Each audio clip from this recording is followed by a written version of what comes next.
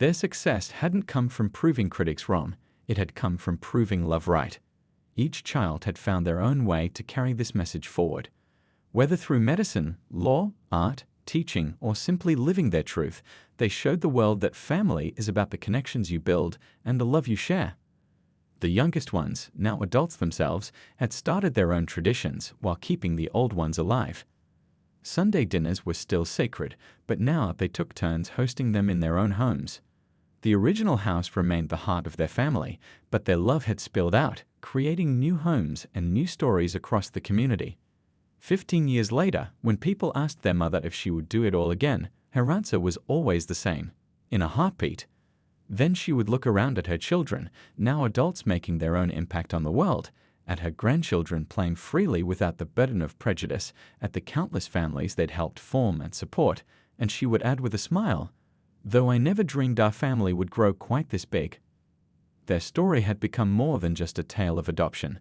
It was a testament to the power of choosing love over fear, of building bridges instead of walls, of creating family bonds that transcended all expectations.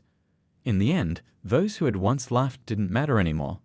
What mattered was the legacy of love they had built, one child, one day, one family at a time. 15 years had passed since that first brave decision, and their family tree had grown in ways no one could have predicted.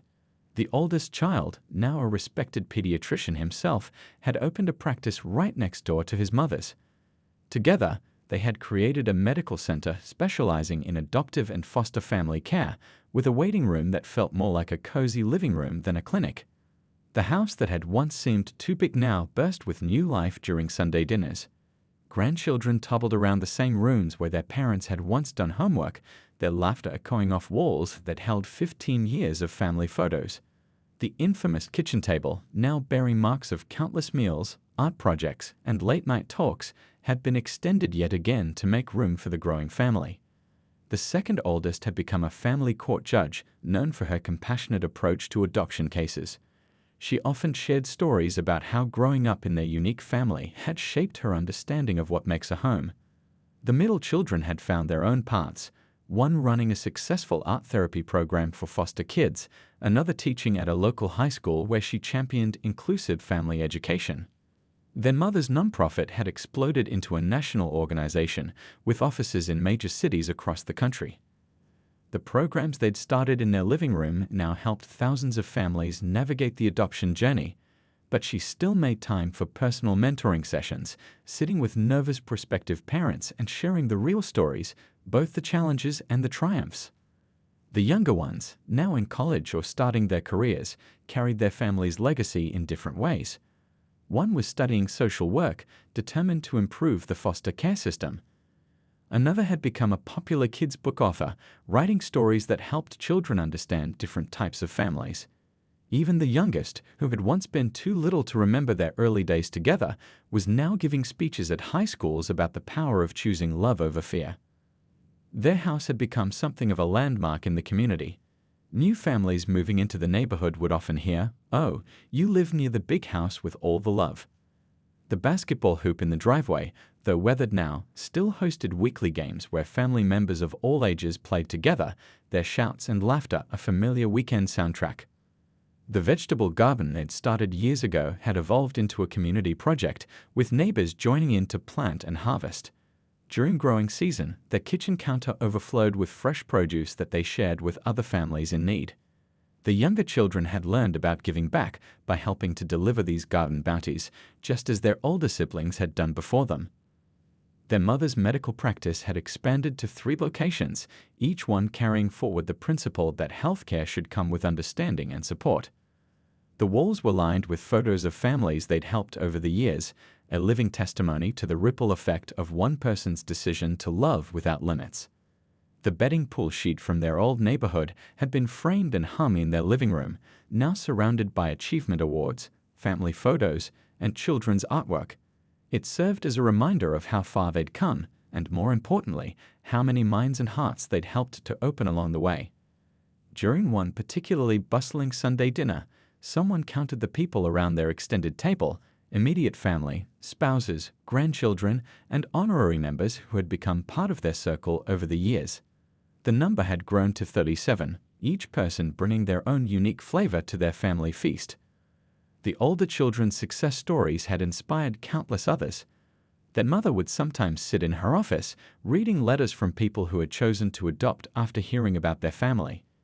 "Your children showed us that love doesn't have a limit," one letter read. "Now we have 4 beautiful kids of our own, and we're thinking about welcoming more." But perhaps their greatest legacy was the change in their community's perception of family. The same town that had once whispered and stared now pointed to them with pride. Local schools used their story in lessons about diversity and acceptance. Real estate agents told new families moving in, "This is a community that understands love comes in all forms. Just ask anyone about the doctor who adopted 10 kids." The audience laughed and cried along with them, but the most powerful moment came when their mother asked all the families they had helped to stand. Dozens of people rose throughout the hall, single parents, couples, families of all shapes and sizes who had found courage through their example. The ripple effect of their journey was visible right there in that room. After the ceremony, they hosted a celebration at their house. The backyard was filled with string lights and tables loaded with potluck dishes. Children played on the tire swing while teenagers shared stories on the porch steps. Former skeptics mixed with longtime supporters, all united in celebrating how love had proven stronger than prejudice. Their old neighbor, Mrs. Baker, who had once been their biggest critic, brought her famous apple pie and tears of apology. "I didn't understand then," she said, hugging each child. "But you all taught our whole community what family really means." The award found its place on their crowded mantle, but it wasn't the most important thing they gained that day. It was the realization that their story had become bigger than themselves. They had shown that family isn't about matching appearances or following traditional patterns. It's about hearts that choose to beat in harmony. Late that night, after the guests had gone and the younger kids were asleep, their mother sat in her favorite chair, surrounded by her older children. They talked about the future, about the younger ones following in their siblings' footsteps, about all the other families yet to be formed through adoption. The award glinted in the soft lamplight, but the real gold was in the love that filled every corner of their home. The next morning, life went back to normal, their wonderful, chaotic, beautiful normal. There was still laundry to do, homework to check, and sibling squabbles to referee. But now there was also a shiny award that reminded them that sometimes the biggest dreams come true, not in spite of challenges, but because of how you grow through them together. The older children became passionate advocates in their own right. They spoke at youth conferences, sharing their experiences with other teens. Their message was powerful because it was real. They talked about both the challenges and the joys, the tough moments and the triumphs. Their mother's nonprofit grew beyond their living room. They started offering scholarships to help families with adoption costs, running support groups, and connecting experienced adoptive families with those just starting their journey. Every success story felt like a victory for their whole family. The impact wasn't just in big moments, it was in small ones too. Like when a scared little girl at the grocery store pointed at their family and whispered to her foster mom, "Look, they're just like us." Or when a teenager at their support group finally found the courage to share his story because one of the older kids had shared theirs first. That house remained wonderfully chaotic, but now it was chaos with a purpose. The kitchen table was often covered with both homework and nonprofit paperwork. The kids became experts at helping newcomers feel welcome, knowing exactly what to say to nervous children visiting for the first time. Their message spread through social media, blog posts, and word of mouth, but its heart remained simple: love makes a family, and there's always room for more love. They showed that adoption wasn't about saving children, it was about creating connections that made everyone stronger. As their influence grew, their family bonds grew stronger too. Each new family they helped, each story they shared, each challenge they overcame together added another layer to their own foundation. They were no longer just a family defying odds. They were pioneers, showing others the way forward while remaining true to their own journey. The envelope arrived on a regular Tuesday afternoon, mixed in with bills and junk mail. Their mother almost missed it, distracted by helping with science project disasters and mediating a debate about whose turn it was to load the dishwasher. But the oldest spotted the gold seal on the corner and called everyone to gather around. Inside was an invitation that left them speechless. Their mother had been nominated for the National Humanitarian Award, one of the country's highest honors for community service. The ceremony would be held in 3 months at the Grand City Hall. The letter mentioned her work with adoptive families, her pediatric practice, and most importantly, her own family's inspiring journey. The kids immediately went into planning mode. The teenagers started a group chat about outfit coordination, while the younger ones debated who would get to hold the award first. They were that confident their mom would win. Their mother just sat there, reading and rereading the letter, thinking about how far they'd come from those first difficult days. Word spread quickly through their community. The local newspaper wanted to do a feature story. Former critics from their old neighborhood reached out with congratulations, but the most touching responses came from families they'd helped over the years. Messages poured in from parents who had found courage through their example, from children who had found homes because of their advocacy. The ceremony preparation became a family project. The older kids helped write their mother's acceptance speech, weaving in stories that made them all laugh and cry. The artistic one designed a special scrapbook documenting their journey, filled with photos and handwritten memories from each child. Even their old neighbors contributed pages, some including apologies for their initial doubts. As the day approached, unexpected guests began arriving from across the country. Families they had helped, doctors who had learned from their mother's practice, social workers who had placed children with them, all wanting to be part of this celebration. Their house buzzed with activity as everyone pitched in to host their visitors. The morning of the ceremony, their mother found 10 handwritten letters on her bedside table, one from each child. They had secretly coordinated to write about what her love had meant to them. The youngest drew pictures of their family doing everyday things, making breakfast, playing basketball, helping with homework. The oldest wrote about watching her work late into the night, balancing patient files with permission slips and grocery lists. The ceremony itself was grand, held in the historic City Hall with its marble columns and crystal chandeliers. But what made it special wasn't the fancy setting, it was the people.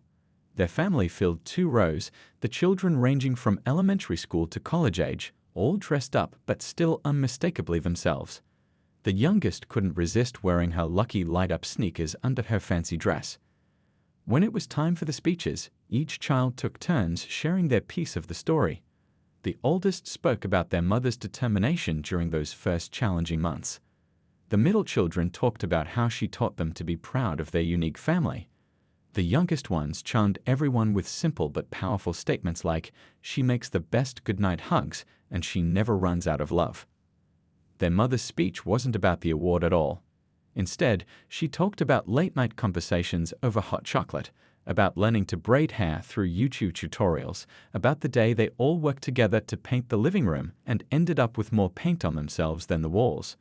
She spoke about how love isn't divided when shared, it multiplies. The family story began spreading beyond their community in ways they never expected. It started with a simple blog post their mother wrote late one night, sharing honest thoughts about their journey. She wrote about the midnight cookie baking sessions that turned into heart-to-heart talks, about the time they all learned to braid hair together, with hilariously uneven results, and about the challenges they overcame as a family. The post went viral overnight. Suddenly, their inbox was flooded with messages from people across the country. Some were single parents considering adoption, others were families who had already taken the leap but felt alone in their journey. Each message touched their hearts in different ways, but one stood out.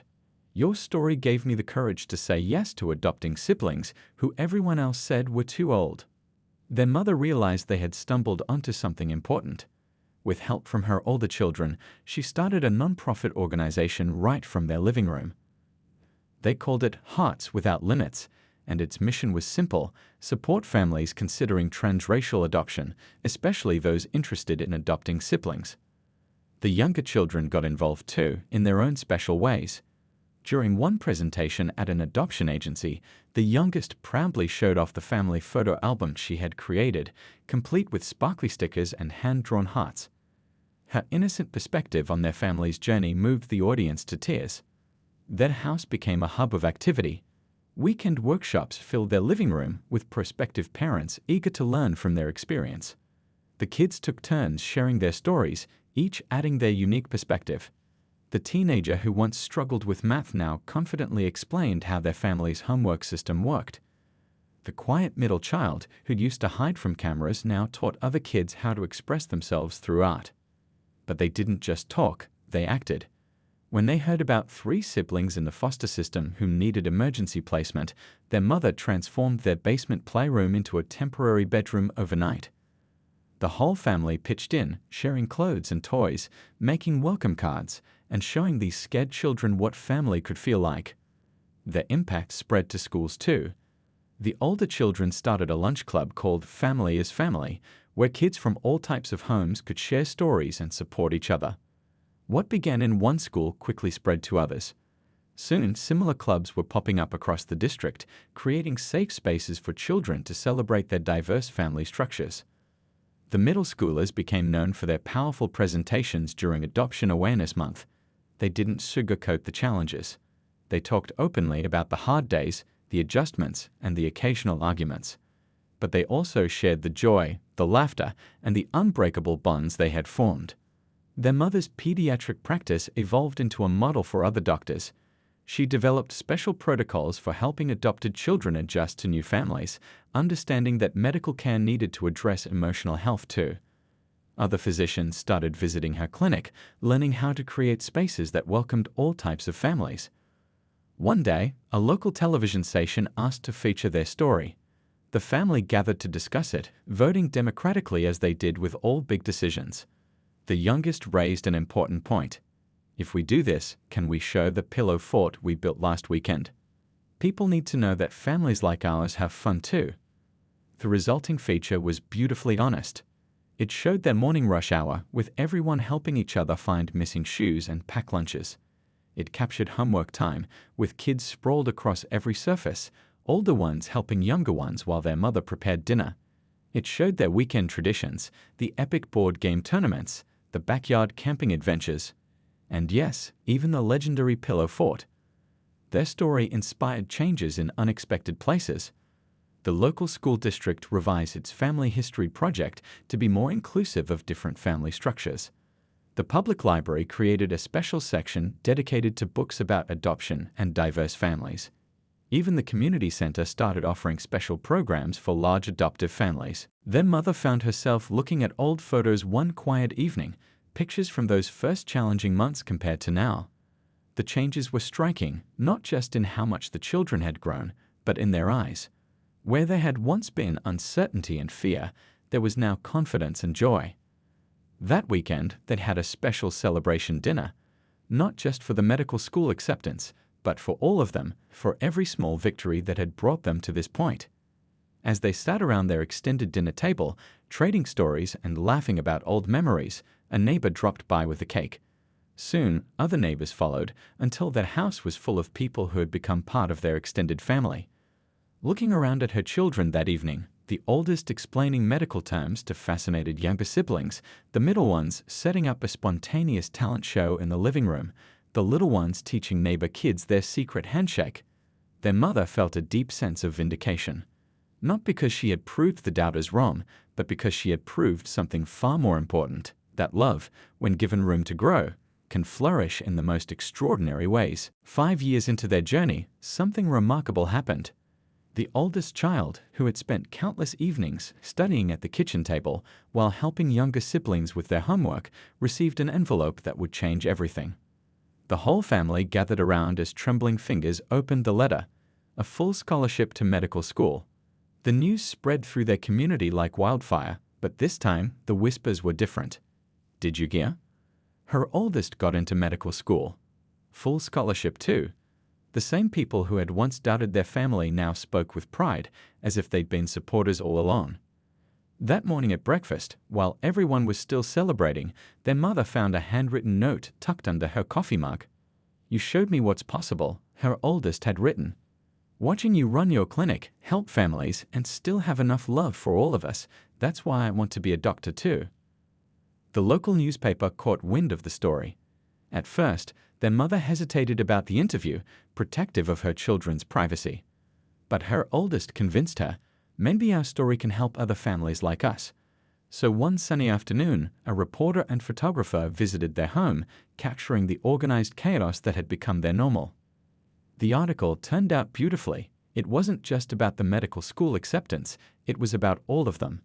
About how the second oldest had become captain of the debate team, arguing with passion about foster care reform.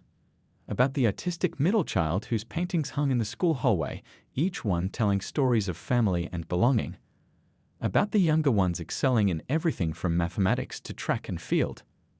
But what really caught people's attention were the small details.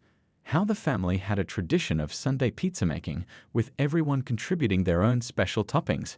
How they had transformed their garage into a study space they called the Brain Station, complete with old desks rescued from yard sales and motivational posters drawn by the younger kids.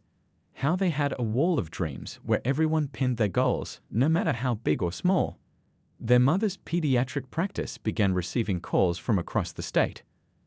Other doctors wanted to know her secrets for working with adoptive families. Social workers asked her to speak at their conferences.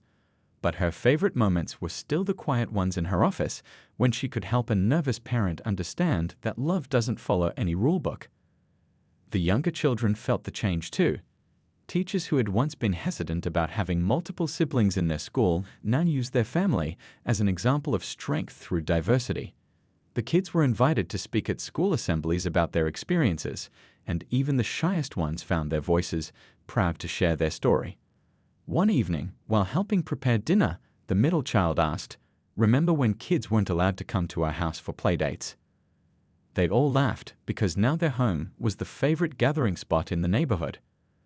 The basketball hoop in the driveway was never lonely, the kitchen always smelled of baking cookies, and the sound of laughter mixed with music was a constant soundtrack. Their success rippled through the community in unexpected ways. Other families considering adoption reached out for advice. The older children started a mentorship program at their schools, helping other kids from non-traditional families feel less alone. Their mother's clinic became a safe haven where families could find not just medical care, but understanding and support. The local community center asked them to help organize a festival celebrating diverse families. It became an annual event, with food trucks serving cuisine from different cultures, art displays, and panel discussions where families could share their stories. Their family's booth, staffed by the kids taking turns between enjoying the festivities, always had the longest line of visitors. But perhaps the most touching moment came when they received a letter from their old neighborhood. The betting pool sheet about how long they'd last as a family had been transformed into a donation drive, raising money for other adoptive families in need of support. The letter included an apology and an invitation to come speak at their community center. The oldest child's medical school acceptance became a symbol of possibility for the whole family. The second oldest started researching law schools, inspired to change the foster care system from within. The autistic one began planning a series of children's books about different types of families. Even the youngest ones started dreaming bigger, knowing that their siblings had blazed a trail for them. Financial challenges still existed. Raising 10 children was never going to be cheap, but they got creative. The older kids started a neighborhood car wash service that became a weekend tradition. They learned to bargain hunt like pros, turning thrift store shopping into treasure hunts. Birthday celebrations became famous for their homemade cakes and handcrafted decorations, more special because everyone contributed. Their story began attracting attention for all the right reasons. Local community groups reached out, asking them to share their experiences. The older children, once shy about their family situation, became confident speakers at school events, proud to talk about their journey. Their mother was invited to speak at adoption conferences, sharing their story of hope and perseverance. 1 year after their move, they hosted a housewarming party, delayed because they wanted to wait until the house truly felt like home. Neighbors, friends, teachers, and patients all squeezed into their backyard. Looking around at her children confidently mingling with guests, their mother felt tears in her eyes. These weren't the same scared kids from a year ago. They had built something remarkable together, not just a home, but a foundation for a future filled with love, acceptance, and endless possibilities. That evening, as the last guests left and the family worked together to clean up, their youngest asked, "Mom, are we a normal family now?" She smiled and replied, "We're better than normal. We're perfectly us." The kids grinned, understanding exactly what she meant. They had stopped trying to fit into anyone else's definition of family and had created something uniquely their own. Sometimes the bravest thing you can do is start over. That's exactly what this unexpected family of 11 did when they packed up their lives into 3 rental trucks and moved 2 hours away to a bustling suburban area. The decision wasn't easy, but watching her children trying to smile through their daily struggles had become too painful for any mother to bear. The new house wasn't perfect. It needed fresh paint, had squeaky floorboards, and a backyard that looked more jungle than garden. But it had potential, just like their family. It was bigger than their old home, with enough bedrooms that the kids didn't have to squeeze quite so tightly together. Most importantly, it was in a neighborhood where diversity wasn't just a buzzword, but a living, breathing reality. Moving day was organized chaos. The younger kids turned empty boxes into spaceships and castles, while the older ones helped direct furniture placement with the seriousness of military strategists. Their new neighbors, curious about the large family moving in, stopped by throughout the day. Instead of whispers and judgment, they brought welcome baskets, offers of help, and children eager to make new friends. The local school district welcomed them with open arms. The principal, herself raised in a large adoptive family, understood their unique needs. She made sure the younger children had teachers experienced in helping kids adjust to new situations, while the older ones were placed in classes where they could thrive academically. But the biggest change came when she opened her new pediatric clinic. Instead of hiding their family story, she made it the foundation of her practice. The waiting room was filled with books about different types of families: adoptive families, mixed-race families, single-parent families, and everything in between. The walls displayed artwork from local children, creating a space that felt more like a community center than a doctor's office. Word spread quickly about the doctor who understood the unique challenges of adoptive and foster families. Parents drove from neighboring towns, seeking not just medical care but understanding. Her older children, watching her build this inclusive space, began to hold their heads a little higher, proud of their role in inspiring such positive change. The family's daily routine evolved into something beautiful. Morning chaos still reigned supreme, but now it had a rhythm to it. The older kids had a system for helping the younger ones get ready, turning it into a game rather than a chore. Breakfast became a time for sharing dreams from the night before and plans for the day ahead. Their new home slowly transformed into a reflection of their growing family bond. The living room walls, once bare, now showcased family photos and children's artwork. The kitchen became the heart of the house, where homework was done at a massive table found at a yard sale, while dinner simmered on the stove. The backyard, tamed through weekend family work sessions, turned into a paradise of tire swings, vegetable gardens, and a basketball hoop that saw action from dawn till dusk. Cultural celebrations became a cornerstone of their family life. They honored the heritage of both their adoptive mom and their birth parents, creating their own unique traditions along the way. Sunday dinners became famous in the neighborhood, with friends dropping by to share meals that blended different cultural cuisines. The kids took pride in teaching their new friends about their family's diverse background. The older children discovered talents they never knew they had.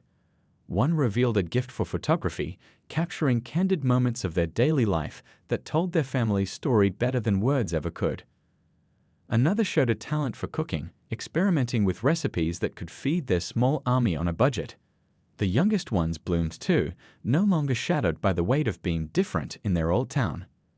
Their mother's pediatric practice grew rapidly, but differently than before. Instead of just treating illnesses, she became known for her holistic approach to family health. She organized support groups for adoptive parents, hiring staff who understood the unique challenges these families faced.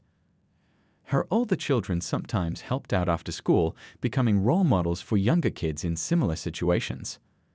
The house rules were simple but important: be kind, be honest, and be yourself.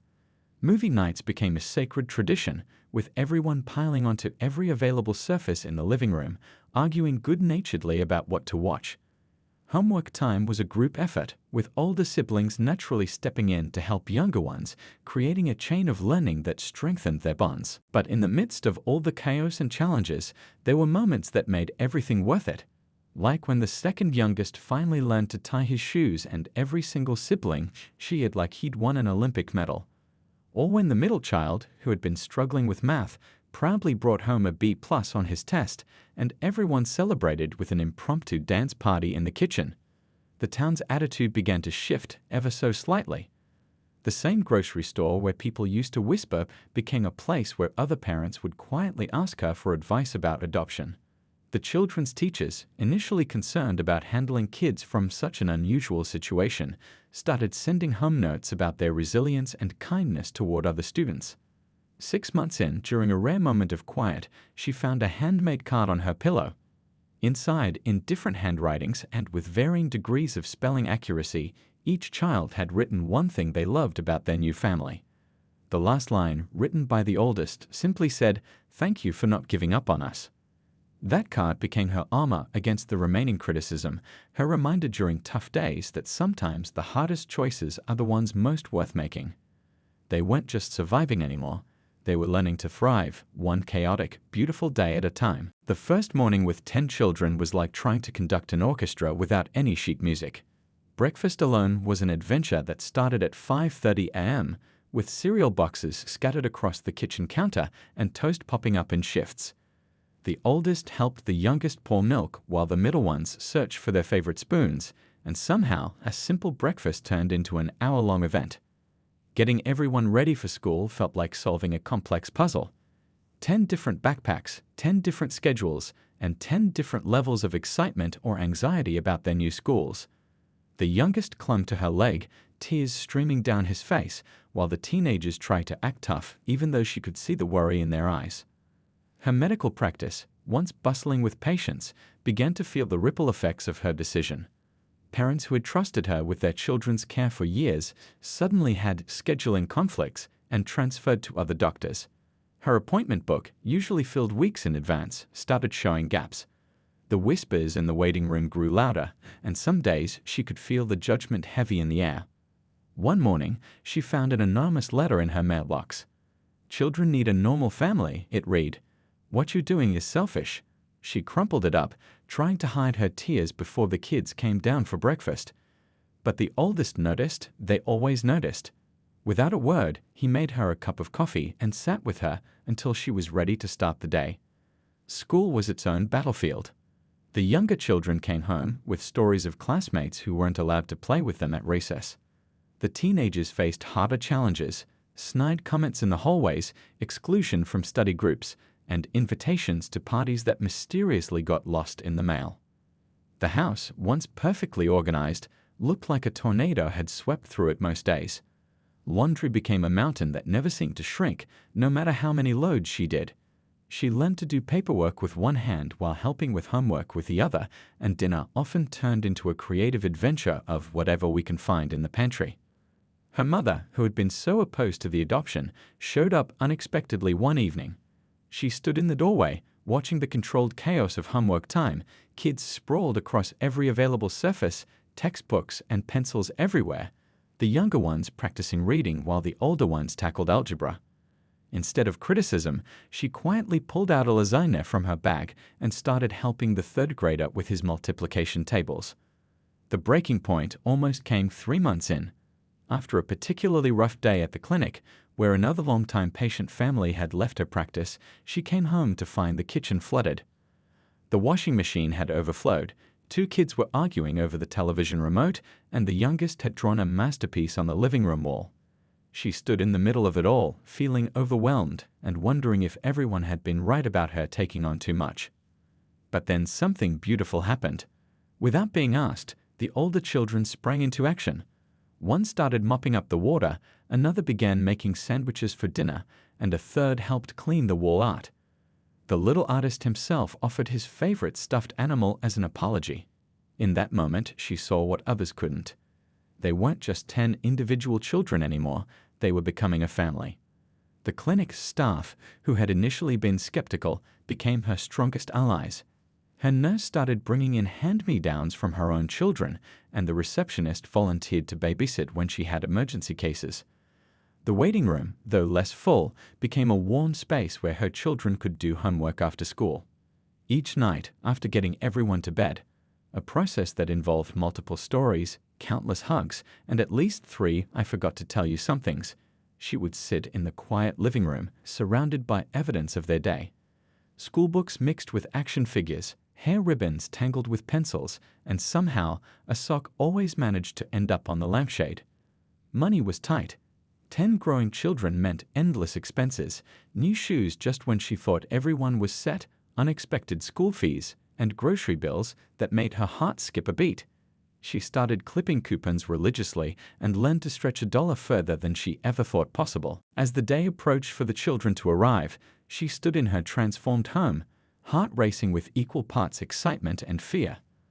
The rooms were ready, each personalized with careful thought. 10 toothbrushes stood like little soldiers in the bathroom holders. 10 beds were made with fresh sheets, each with a stuffed animal waiting to welcome its new owner. She knew people were betting on how long she'd last. She'd accidentally seen a betting pool sheet at the local diner. Some gave her a week, others a month. The more generous ones predicted she'd make it to Christmas before coming to her senses. But as she looked around at her prepared home, she didn't see an impossible task. She saw love multiplied by 10. She saw second chances and new beginnings. She saw a future where these children would grow up knowing they were wanted, chosen, and cherished, no matter what anyone else thought. Tomorrow would bring its own challenges, but tonight, in the quiet of her ready but empty house, she smiled. Let them laugh. Let them whisper. Let them place their bets. She knew in her heart that this decision wasn't just right. It was destined. In a quiet neighborhood where everyone knew each other's business, Ms. Wilson stood out like a bright sunflower in a field of daisies. At 35, she wasn't your typical adoption candidate. Single, devoted to her career as a pediatrician, and living in a town where change happened as slowly as molasses in winter. But there she was, sitting in her cozy office one spring afternoon, staring at a photo that would change her life forever. The photo showed 10 beautiful children, all siblings, their smiles hiding the pain of being separated into different foster homes across the state. Their parents had been lost in a terrible accident 6 months ago, leaving these precious souls to navigate the complex foster care system alone. The youngest was just learning to walk, while the oldest had already faced more responsibility than any teenager should. As she looked at their faces, something deep inside her heart shifted. It wasn't pity. No, these children didn't need pity. It was a profound recognition that sometimes life presents you with moments where you simply know what you're meant to do, even if it defies all logic. The next day, when she announced her intention to adopt all 10 children, you could have heard a pin drop in the hospital break room. Her colleagues exchanged worried glances, some even laughed nervously, thinking it was some kind of joke. 10 children. By yourself? One of her fellow doctors asked, barely concealing his skepticism. You can't be serious. But she was serious, dead serious. Word spread through the town like wildfire. At the grocery store, whispers followed her down every aisle. Poor thing must be having a midlife crisis, she overheard Mrs. Baker tell her friend while selecting apples. At church, people who'd known her since she was a child suddenly had plenty of concerned advice to share. Her own family wasn't much better. Her mother called every day for a week straight, leaving increasingly frantic voicemails about the impossibility of the situation. Honey, be reasonable, she pleaded. 1 child, maybe 2, but 10? And there. Well, you know, it's just not what people do around here. That's exactly why it needed to be done, she thought to herself. The paperwork alone was overwhelming. Each night, after long hours at her practice, she sat at her kitchen table, surrounded by stacks of documents, filling out form after form. Her house, a modest 3-bedroom, would need significant renovations. The logistics seemed impossible. Bedrooms to arrange, schools to contact, medical records to transfer. But with each challenge, her determination only grew stronger. She began transforming her home. The rarely used dining room became a homework station with multiple desks. The basement was converted into a cozy bedroom suite for the older kids. Her savings account dwindled, but her heart swelled with purpose. Each modification to her house felt like adding another piece to a puzzle she didn't even know she'd been trying to solve. The stares and whispers intensified when she started buying supplies. 10 of everything: backpacks, lunchboxes, winter coats. The checkout clerk at Target couldn't help but ask if she was buying for a charity drive. When she explained these were for her soon-to-be children, the young clerk's jaw dropped so fast she forgot to scan the next item. But it wasn't all criticism. Old Mr. Johnson, who'd lost his wife the previous year, showed up one weekend with his toolbox, quietly helping install extra shelving in what would become the kids' closets. Her elderly neighbor, Mrs. Chen, brought over home-cooked meals during the renovation chaos and offered to teach the children how to make dumplings once they arrived. The most surprising support came from her youngest patients. While their parents might have been skeptical, the children themselves were fascinated. "You're going to have 10 kids?" They'd ask during checkups, eyes wide with wonder. "That's like having a whole soccer team." Their innocent enthusiasm was like a balm to her soul, drowning out the adult voices of doubt.